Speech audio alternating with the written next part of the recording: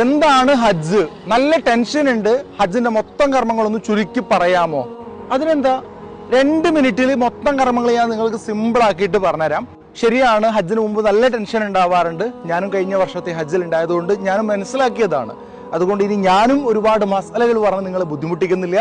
നബിതങ്ങൾ തന്നെ പറഞ്ഞത് യസ്സിറു, നിങ്ങൾ സിമ്പിൾ ആക്കുക, വലാത്തു യസ്സിറു, നിങ്ങൾ ടഫ് ആക്കരുത് എന്നാണ്. അതുകൊണ്ട് തന്നെ 2 മിനിറ്റിൽ മൊത്തം കർമ്മങ്ങൾ സിമ്പിൾ ആക്കിയിട്ട് ഏതൊരു സാധാരണക്കാരനും മനസ്സിലാവുന്ന പോലെ ആനിമേഷനിലൂടെയാണ് നിങ്ങൾക്ക് ഞാൻ പറഞ്ഞുതരാൻ പോകുന്നത്. സോ ഇത്രയും ഉപകാരമുള്ള ചെറിയ വീഡിയോ വേറെ ഉണ്ടാവും എന്ന് എനിക്ക് തോന്നുന്നില്ല. അതുകൊണ്ട് തന്നെ നിങ്ങളെ കുടുംബക്കാരിൽ നിന്നോ കൂട്ടുകാരിൽ നിന്നോ ആരൊക്കെയാണോ ഹജ്ജിന് പോയത് അവർക്ക് നിർബന്ധമായിട്ടും ഈ വീഡിയോ നിങ്ങൾ ഷെയർ ചെയ്ത് കൊടുക്കണം. പിന്നെ ഇതൊരു ജാരിയായ സദക്കയും കൂടിയായിരിക്കും. സോ മാക്സിമം ഷെയർ ചെയ്യുക. ആ വീഡിയോയിലേക്ക് നമുക്ക് പോകാം.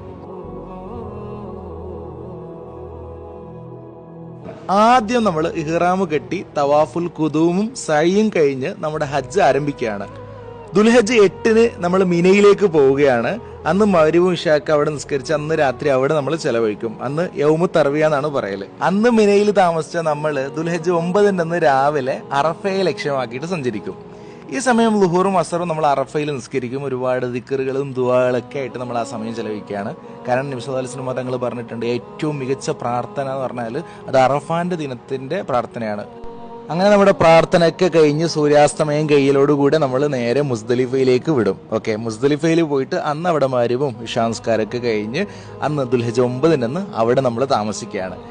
പിറ്റേന്ന് ദുൽഹിജ്ജ് 10-ന്, അതായത് പെരുന്നാളിന്റെ ദിവസം നമ്മൾ മിനയിലേക്ക് പോവുകയാണ്. അവിടെ പോയിട്ട് ജംറത്തുൽ അഖബയിലേക്ക് കല്ലെറിയാണ്. അതേപോലെ നമ്മുടെ മുടിയൊക്കെ നമ്മൾ ഷേവ് ചെയ്യാണ്, അല്ലെങ്കിൽ കുറച്ചെടുക്കുകയാണ്. പിന്നെ നമ്മൾ അങ്ങനെ ബലിയിറക്കുന്നു. അതിനുശേഷം ജംറത്തുൽ അഖബയിൽ നിന്ന് നേരെ ഹറമിലേക്ക് നമ്മൾ പോവുകയാണ്. പോയിട്ട് ഹറമിൽ നമ്മൾ തവാഫുൽ ഇഫാദത്ത് കൂടി ചെയ്യുന്നു.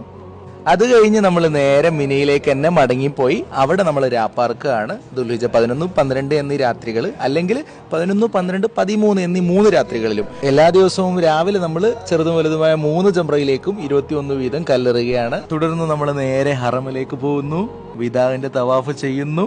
അതോടുകൂടെ നമ്മുടെ ഹജ്ജിന്റെ കർമ്മങ്ങൾ പൂർണ്ണമായിരിക്കുന്നു. അങ്ങനെ ലോകത്തിന്റെ നാനാഭാഗങ്ങളിൽ നിന്ന് വന്ന ഹാജിമാര് അവരുടെ സ്വന്തം നാട്ടിലേക്ക് തന്നെ മടങ്ങുന്നു.